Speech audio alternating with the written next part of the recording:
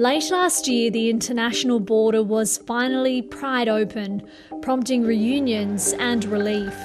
Emotional scenes yesterday, stranded Australians touching down on home soil. Vaccinated Australians will no longer have to apply for an exemption to travel overseas. Grandparents met grandchildren for the first time. But for many, those long-awaited moments with loved ones remain out of reach.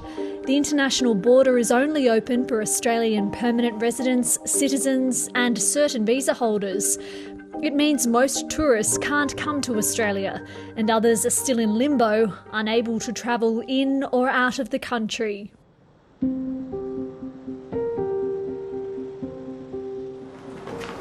Right, what are we going to make? What are we going to do? We're going to make a pancake. Pancakes. Amazing. Emma Cochrane has called Perth home since 2018. Her husband is a chef and they have 2 young daughters. They're waiting for their permanent residency to be processed and are on a bridging visa. So we're, in effect, stuck in limbo land. You know, we can't get our family here and we can't go see our family overseas. I can't risk going overseas and getting stuck overseas. You know, my husband's got a job here. His company relies on him to be able to come back into Australia. If Emma leaves Australia to visit family in England, she needs to apply for an exemption to get back in. Most other visa holders don't have to do this. She has applied 14 times for exemptions to both leave and to have her triple vaccinated parents come to Australia. All have been denied. I'm frustrated and annoyed that bridging visa holders aren't included in this. You know, Australia's risking losing skills, critical skills, hospital workers, because they're being so inflexible with this exemption. It just doesn't make any sense to me. Home Affairs told 7:30 remaining travel restrictions balance the need to safely reopen with the need to protect Australians from COVID, and said border policies have contributed to low death rates, a strong economy and high vaccination rates. Closed borders may have made sense in the early part of the pandemic when we didn't have a vaccine, but really with a highly vaccinated population with vaccines that are proven to provide strong protection, the case for Fortress Australia has become much weaker. Fully vaccinated tourists, who may be the siblings, family or friends of Australian citizens and residents, also aren't allowed into Australia. As the Omicron variant spreads, epidemiologists argue the risk from people arriving from overseas has significantly lowered.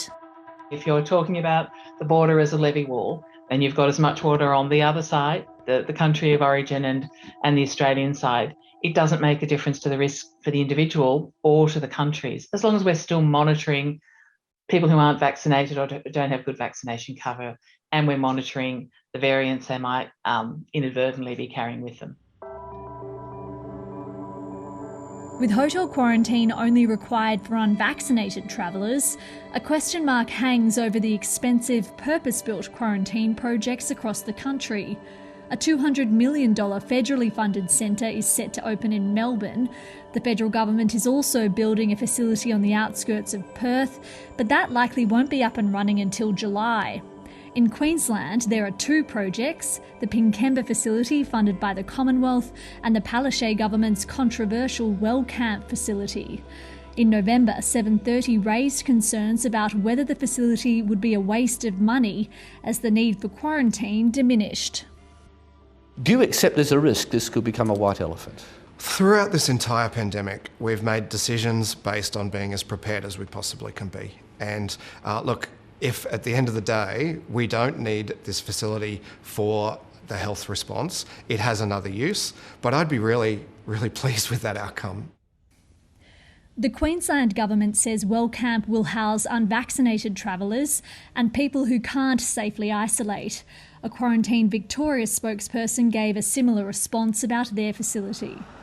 So at this stage, those facilities are probably going to be most important if you do have a new variant that you need to manage differently and where you do need to tighten your border restrictions. Last week, the Prime Minister hinted the international border could be opened soon. How much longer do you think, Scott Morrison, it will be before we can get those international borders completely open for tourism visa holders? Well, I can't give you a specific date. I'd like to see us get there soon, certainly before Easter, well before Easter. We do risk becoming a pariah in the international community. Our society is a society that's been built by migration, and migrants make an important contribution to our economy, to our society, indeed to our culture. Back in Perth, Emma Cochrane is waiting on the outcome of another exemption request. She doesn't want her children to grow up not recognising their grandparents. I get a lot of comments from people who don't have family overseas. They'll say to me, oh, why don't you just pack up and go? It's easier said than done. You know, we've made Australia our home now. We've committed to it. We love it here. You know, life's too short. Honestly, life's too short to be without the people that make a difference to us and make us whole.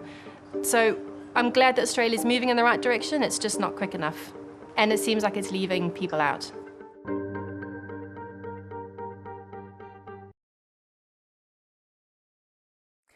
Hi, I'm Lee Sales. Thanks for watching this story. If you'd like to watch more of 730's stories, they are on the left of your screen.